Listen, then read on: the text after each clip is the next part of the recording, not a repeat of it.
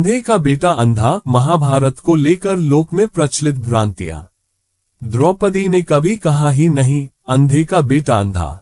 महाभारत को लेकर लोक में प्रचलित भ्रांतियों में सबसे अधिक आपत्तिजनक और अक्षम्य भ्रांति है महायुद्ध का आरोप देवी द्रौपदी के उस कटु वचन पर थोप देना जिसमें उन्होंने कथित रूप से दुर्योधन को अंधे का बेटा अंधा कहा था। मान्यता है कि इंद्रप्रस्थ की स्थापना के समय युधिष्ठिर के राजसूय यज्ञ में पहुंचा दुर्योधन जब मयदानव निर्मित माया भवन में गिरा तो द्रौपदी ने ये कहते हुए उसकी हंसी उड़ाई थी कि अंधस्य अंधो वै पुत्र। इस लोकोक्ति के उलट सच तो यह है कि इस तरह की कोई पंक्ति महाभारत में है ही नहीं। न द्रौपदी ने कभी दुर्योधन की हंसी उड़ाई, न अंधे का बेटा कहा। यहाँ तक कि जब दुर्योधन माया महल में गिरा उस समय द्रौपदी वहां उपस्थित तक नहीं थी। नारी सम्मान को आहत करने वाली इसी निपट झूठी मान्यता के सत्य की पड़ताल महाभारत के अनेक अध्येताओं ने समय समय पर की है। इसी कड़ी में जब गीता प्रेस गोरखपुर के 6 खंडों वाले 1,02,17 श्लोक के ग्रंथ में मैंने इस सत्य को खोजने का प्रयास किया तो जो प्रमाण मिले वे चौंकाने वाले हैं। इस पूरे प्रंथ का पहला उल्लेख महाकाव्य के आदि पर्व के पहले अध्याय अनुक्रमणिका पर्व के 136वें श्लोक में है। ध्यान रहे महाभारत महर्षि वेद व्यास ने लिखी थी लेकिन उसकी कथा पहली बार जन्मेजय के सर्पयज्ञ में सुनाई गई थी। उस यज्ञ में महाभारतकार चिरंजीवी महर्षि वेद व्यास भी पहुंचे थे जिनसे जन्मेजय ने अपने पूर्वजों की महागाथा सुनाने का अनुरोध किया था। तब तक व्यास जी वयोवृद्ध हो चुके थे, अतः उनकी आज्ञा पर उनके शिष्य महर्षि वैशंपायन ने सर्पयज्ञ के अवकाश काल में जन्मेजय सहित राजाओं व ब्राह्मणों के बीच कथाकथन किया था। मतलब इस समय तक महाभारत की अंतर कथा यज्ञशाला तक ही सीमित थी। लोक में वह तब पहुंची जब इसी सर्पयज्ञ में उपस्थित रहे लोमहर्षण पुत्र महर्षि उग्रश्रवा यज्ञ समाप्ति के बाद नैमिषारण्य पहुंचे। पुराण प्रसिद्ध नैमिषारण्य में उस दौरान कुलपति महर्षि शौनक के सानिध्य में 12 वर्षीय सत्र चल रहा था जिसमें 10,000 जिज्ञासु सम्मिलित थे। इसी सत्र में शौनक जी के आग्रह पर पहली बार महर्षि उग्रश्रवा ने सार्वजनिक रूप से महाभारत की वह कथा सुनाई थी जो वे अभी अभी जन्मेजय के सर्पयज्ञ में सुनकर लौटे थे। माना जा सकता है कि यही एक साथ 10,000 से अधिक लोगों ने महाभारत को मुंडे मुंडे मतिर्भिना की शैली में सुना भी और फिर आगे जन जन को सुनाया भी। ये बताने का उद्देश्य ये कि इस प्रथम प्रमाण में द्रौपदी का नाम ही नहीं है।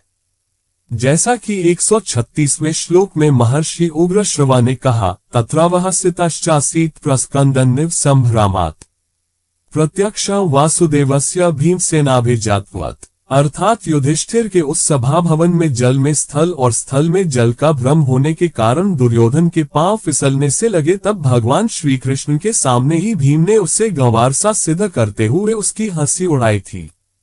इसके बाद इसी अध्याय के श्लोक क्रमांक 146 व 147 में इस घटना का दूसरा उल्लेख धृतराष्ट्र व संजय के बीच संवाद के हवाले से मिलता है। यहाँ धृतराष्ट्र अपने सारथी संजय से कह रहा है कि राजसूय यज्ञ में महापराक्रमी पांडुपुत्र युधिष्ठिर की सर्वोपरि समृद्धि संपत्ति को देखकर तथा सभा भवन की सीढ़ियों को चढ़ते और उस भवन को देखते समय भीमसेन के द्वारा उपहास पाकर दुर्योधन भारी आमर्ष में भर गया था। युद्ध में पांडवों को हराने की शक्ति तो उसमें थी नहीं, इसलिए उसने पांडवों की संपत्ति हथियाने के लिए गांधार राज शकुनी को साथ लेकर कपटपूर्ण द्यूत खेलने का निश्चय किया। तीसरा उल्लेख आदि पर्व के ही दूसरे अध्याय पर्व संग्रह में है जिसमें महाकाव्य के 18 मुख्य पर्वों में कही गई कथाओं का क्रमशः संक्षिप्त विवरण है। इसके श्लोक क्रमांक 136 में उपहास का मुख्य आरोपी भीम ही है। शब्द प्रमाण है कि यज्ञ विभूतिता दृष्ट्वा दुःखामर्षान्वितस्य च दुर्योधनस्य वहासो भीमेन च सभातले। अर्थात यज्ञ में पांडवों का वैभव देखकर दुर्योधन दुख और ईर्ष्या से मन ही मन जलने लगा। इसी प्रंग में भवन के सामने समतल भूमि पर भीमसेन ने उसका उपहास किया। इन प्रारंभिक उल्लेखों के बाद इस घटना का विस्तृत विवरण महाकाव्य के सभा पर्व की धरोहर है। इसके 47वें अध्याय में वह मूल कथा है जो सारे विवाद की जड़ है। मगर उसके शब्द शब्द प्रमाणित करते हैं कि द्रौपदी तो तब वहां थी ही नहीं। कथा है कि राजसूय यज्ञ के बाद सारे अतिथि अपने अपने घर लौट गए। भीष्म, धृतराष्ट्र, कर्ण, दुशासन आदि कौरव भी हस्तिनापुर लौट आए, मगर दुर्योधनो महाराज शकुनिश्चापि सौबल सभाया रमणीयाया तत्रैवास्ते नाराधिप। हे महाराज, दुर्योधन तथा सुबल पुत्र शकुनी ये दोनों उस रमणीय सभा में ही रह गए। अनुमान लगाया जा सकता है कि सबके चले जाने के बावजूद दोनों कपटी मामा भांजे के इंद्रप्रस्थ में पड़े रह जाने के पीछे क्या इरादा रहा होगा। अगले दिन दुर्योधन युधिष्ठिर की सभा के उन दिव्य अभिप्रायोक्त दृश्यों को देखने निकला जो उसने पहले कभी नहीं देखे थे।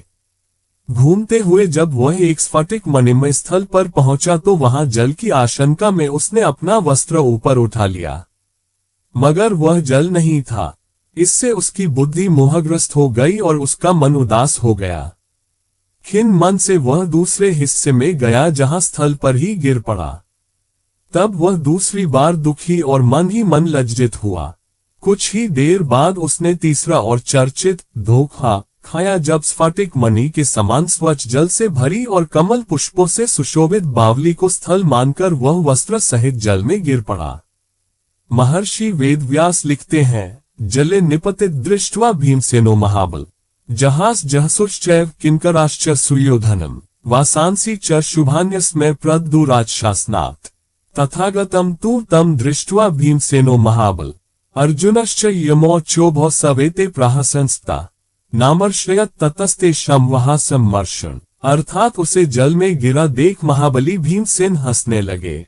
उनके सेवकों ने भी दुर्योधन की हंसी उड़ाई तथा राजाज्ञा से दुर्योधन को सुंदर वस्त्र दिए।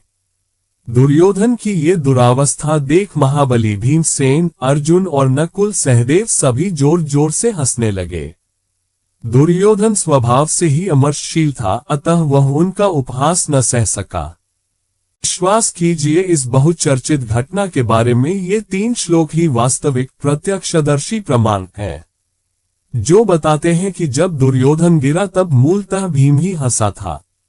उसके साथ अर्जुन व शेष 2 भाई भी थे। अर्जुन जहां थे वहीं श्री कृष्ण भी रहे होंगे और निश्चित ही मोहन भी मनोहारी मुस्कान मुस्करा दिए होंगे। मगर इतना तो तय है कि युधिष्ठिर और द्रौपदी तब किसी सूरत में उपस्थित नहीं थे। ये भी कि कौरव पांडवों में पहले दिन से झगड़े की जड़ भीम ही थे। भीम और दुर्योधन एक ही दिन एक ही समय जन्मे थे, मगर बाहुबल में दुर्योधन से बीसा होने के कारण भीम अक्सर दुर्योधन की मजाक बनाते थे और बचपन से ही बात बात पर अकेले सभी 100 भाइयों को धो दिया करते थे। इस बार भी भीम ही हंसे थे। हालांकि अंधे का बेटा अंधा तो भीम ने भी न कहा था। इस दिन भीगे वस्त्र बदलने के लिए भीम की आज्ञा पर दुर्योधन को नए वस्त्र दिए गए। तब दुर्योधन ने स्वयं को अत्यधिक लज्जित अनुभव किया। जैसी कि सभा पर्व के 47वें अध्याय की कथा कहती है, वह अपने भाव को छुपाए रखने के लिए भीम आदि की ओर दृष्टि तक नहीं डाल रहा था। फिर स्थल में ही जल का भ्रम होने से वह दोबारा कपड़े उठाकर इस प्रकार चलने लगा मानो तैरने की तैयारी कर रहा हो। इस प्रकार जब वह ऊपर चढ़ा तब सब लोग उसे देख फिर हंसने लगे।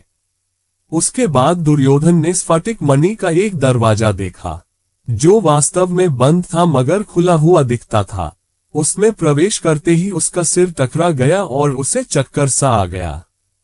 ठीक उसी तरह उसे एक दूसरा दरवाजा मिला जिसमें स्फटिक मणि के बड़े द्वार लगे थे। यद्यपि वह खुला था तो भी दुर्योधन ने उसे बंद समझकर उस पर दोनों हाथों से धक्का देना चाहा और धक्के से वह स्वयं द्वार के बाहर निकलकर गिर पड़ा।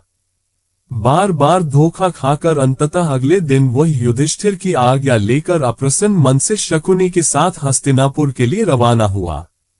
महत्वपूर्ण है कि कपट द्यूत का षड्यंत्र इंद्रप्रस्थ से हस्तिनापुर की राह में रचा गया था। मार्ग में गुमसुम दुर्योधन ने शकुनी के पूछने पर पांडवों के प्रति अपनी ईर्ष्या बयान करते हुए धमकी दी थी कि यदि पांडवों की संपत्ति न पा सका तो आग में प्रवेश कर जाऊंगा, विष खा लूंगा अथवा जल में डूब मरूंगा, पर जीवित न रह सकूंगा। इसी आतुरता को देख शकुनी ने उसे द्यूत का रास्ता सुझाया था। शातिर शकुनी पासों के खेल का मंजा हुआ खिलाड़ी था। गांधार राज जानता था कि युधिष्ठिर को जुए का खेल प्रिय है, मगर वह उसे खेलना नहीं जानते हैं। द्यूत प्रियश्च कौन्तेयो न स जानाति देवेतुम। महाकाव्य का द्यूत पर्व साक्षी है कि हस्तिनापुर आकर शकुनी ने किस तरह अंधे राजा धृतराष्ट्र के कान भरे। उसने पुत्र मोह में अंधे धृतराष्ट्र को दुर्योधन के मन की दुर्दशा इस कुटिलता से बयान की कि धृतराष्ट्र का जन्मजात दुर्बलचित और अधिक विचलित हो गया। इस पर जब धृतराष्ट्र ने दुर्योधन को बात करने बुलाया तो वह जुए के लिए अड़ गया। राजसूय यज्ञ में युधिष्ठिर ने राजाओं से प्राप्त भेद को राजकोष में व्यवस्थित रखने की जिम्मेदारी घर का आदमी मानकर दुर्योधन को दी थी। इसलिए उसे पांडवों को मिली एक एक चीज की जानकारी थी। उसने सबकी मानो सूची सी पिता धृतराष्ट्र को सुना दी और न मिलने पर प्राणघात की चेतावनी दी। धृतराष्ट्र कतई जुए के पक्ष में न था। दुर्योधन की जिद देख उसने ऐसा करने से पहले महामंत्री विदुर जी से सलाह करने को कहा, लेकिन दुर्योधन राजी न हुआ। उस दिन पुत्र मोह के मारे धृतराष्ट्र ने जीवन में पहली बार बगैर विदुर की सम्मति लिए जुए की आज्ञा जारी कर दी। आदेश दिया कि जुए के लिए तत्काल 100 दरवाजे और 1000 खंभों वाला एक सभा भवन बनवाया जाए। मुद्दे की बात है, जब द्रौपदी ने दुर्योधन को अंधे का पुत्र अंधा कहा ही नहीं, तब ये बात आई कहां से? तो उसका आधार इस प्रंग में उपलब्ध है।